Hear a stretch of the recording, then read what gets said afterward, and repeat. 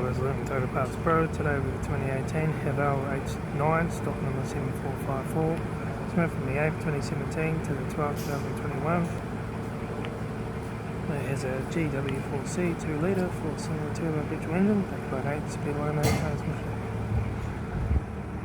This is a GW4C 2 litre 4-cylinder turbo-petrol engine. Left-hand headlight, left front guard no dents. Left front 18-inch factory American tyre.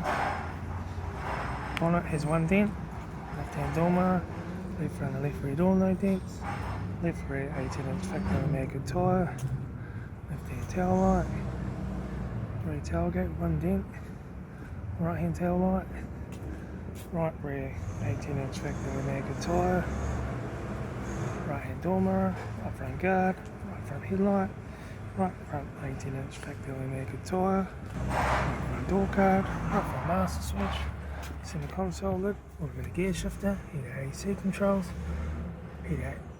controls, factory touchscreen, single stack stereo, interior mirror, front keys alive sunglass holder, left front sun visor, right front sun visor, factory 4-spoke leather steering wheel, instrument cluster.